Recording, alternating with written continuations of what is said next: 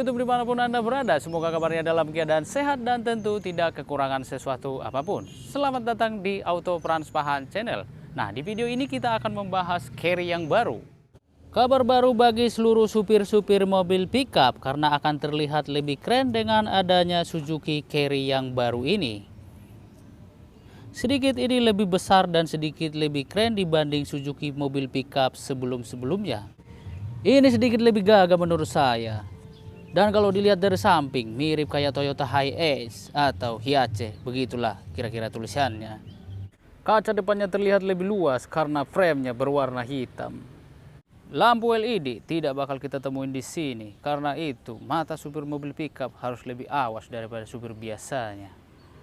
Kemudian dari samping, bentuk kabinnya memang tidak pasaran, tapi memang tidak terlalu bagus juga. Karena memang berdesain mobil pickup baru seperti ini tidaklah gampang. Total panjang mobil Carry ini bertumbuh di 4195 mm. Demikian juga dengan baknya memanjang hingga 2505 mm. Dan lebarnya melebar hingga 1745 mm. Entah kenapa dari tadi milimeternya selalu ketinggalan.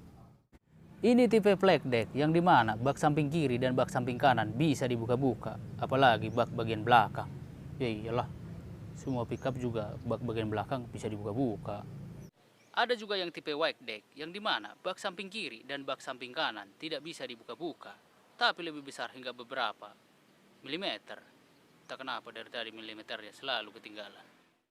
Daya angkutnya menjadi 1 ton. Ini yang membuat senang para supir-supir. Bisa mengangkat air galon hingga 54 galon. 9 baris ke belakang dan 6 baris ke samping. Tapi kalau kita ngelihat bannya, ngeri juga untuk mengangkat beban seberat itu. Bannya terlalu kecil, hanya berukuran 165 per 80 dengan ring 13. Di ban depannya dipasangin rem disc. Dan ban di bagian belakang dipasangin rem drum. Jadi supir harus punya skill ngerem, apalagi di jalan yang basah-basah. Dasar supir, sukanya yang basah-basah. Ini mobil pickup dengan body overframe, bak overframe, leather overframe. Emang mobil pickup, serba overframe. Suspensi belakang persen biasa. Dan ban belakang memakai perdaun. Ya memang perdaun lebih kokoh daripada perkeong. Lihat aja keong, jalannya pelan.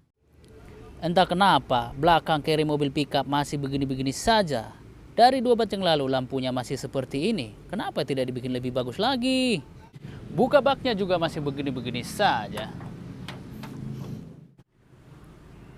Entah kenapa nih, baknya serasa rigid. Mungkin ini karena masih baru.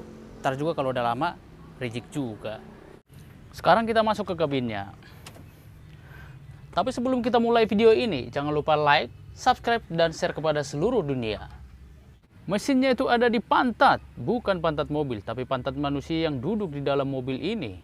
Jadi di balik pantat manusia itu ada mesin K15B yang banyak ditemukan dan dipakai di R3, Ignis, dan masih banyak Suzuki yang pakai mesin ini. Bahkan di Suzuki Jimny pun masih pakai ini.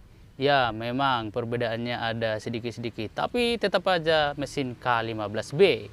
Bertenaga di 97 PS dengan torsi 135 Nm di RPM 4400. Ini torsi maksimalnya tinggi juga RPM-nya, sehingga berdampak negatif ke konsumsi BBM.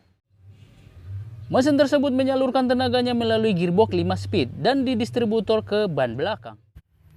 Shifter sudah berimigrasi dari lantai ke dashboard. Emang gaya seperti ini bikin kabin sedikit lebih lega, tapi efeknya di saat kita over gigi, ini kadang suka keras atau bahkan gagal. Karena shifter ini sudah punya jarak yang sangat jauh ke gearbox. Dan shifter ini disambung melalui kabel yang ada di bawah sini, masuk ke gearbox. Sedangkan shifter yang ada di lantai, itu langsung nyatu ke gearbox. Jadi lebih bagus. Kunci mobil baru Carry pickup ini sudah punya immobilizer. Makanya jangan sampai hilang. Kalau udah sampai hilang, repot urusannya. Kamu tidak bisa duplikat kunci di pinggir jalan, nggak bakal masuk, nggak bakal connect, ribet kan? Tapi di balik keribetannya itu ada segudang safety yang tersimpan. Nah, jadi impas kan? Kabin jauh lebih besar dibanding versi sebelumnya. Dashboard juga jauh lebih keren dibanding versi sebelumnya. Dashboard ini 100% terbuat dari plastik. Di sini kita tidak menemukan nuansa-nuansa chrome. Tapi dashboard ini punya banyak tempat penyimpanan. Di sini, di sini, di sini, di sini, di sini, di sini, dan di sini. Mobil ini memang tipe yang bukan AC dan juga bukan power steering. Jadi yang tadinya untuk tempat grill-grill AC dibikin jadi tempat penyimpanan. Contohnya seperti ini. Ini tadinya tempat grill AC, jadi dibikin tempat penyimpanan. Terus yang ini juga, yang ini juga, yang ini juga.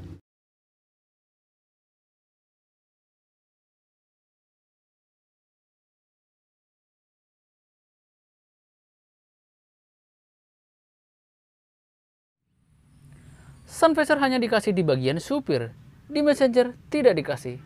Ya, itu memang dari dulu. Mobil ini sudah dilengkapi dengan head unit merek Embassy yang semuanya serba touchscreen kecuali volumenya. Ditambah lagi speakernya berada di atas dashboard kiri dan kanan yang langsung menghadap ke arah kaca yang membuat bunyi-bunyian apa aja terdengar di sini. Suaranya ala kadarnya dan lumayan bagus.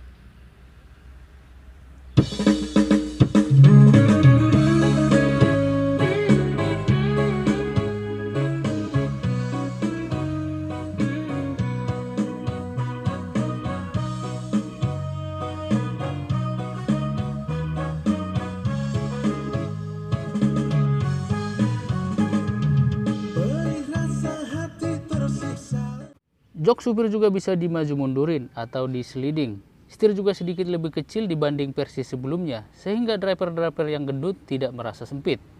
Mobil ini juga dilengkapi dengan cup holder, jadi bisa membantu supir untuk menaruh tempat minum-minum. Instrumennya sangat sederhana, hanya ada speedometer tanpa ditemanin RPM dan beberapa lampu indikator.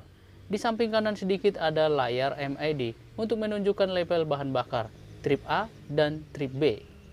Di generasi sebelumnya, wiper ada pengaturan intermittent. Yang ini malah hilang. Emang mobilnya dapatnya lebih besar, tapi ada yang malah hilang. Seatbelt tidak retread, jadi fungsi seatbelt ini tidak maksimal. Hanya longgar-longgar aja begini.